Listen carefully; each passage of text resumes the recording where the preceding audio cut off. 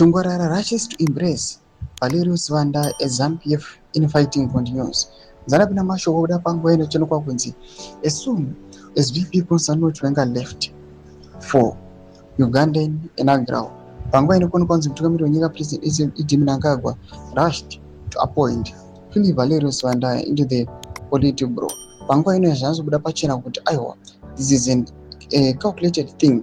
Kuchonekwa kunzi Philip Valerio Sibanda has been appointed after they've isolated VP Constantino Chiwenga. Sira kuna mashoko anobva abuda achiitika panguva inochiona kuti Tungwarara panguva inoi has also rushed to congratulate and to embrace General Valerio Sibanda panguva ino in the ruling party ZANU-PF pamusoro pe-appointment yavo. Ndiri subscribe like on the bell icon.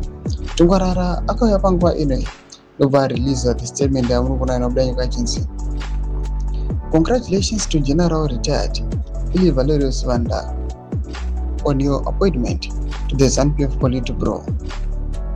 Anobuda nyika achiti, I, Dr. Paul Tungwarara, Presidential Special Investment and Empowerment Advisor, heartily congratulate you on your well-deserved appointment to the ZANU-PF Politburo.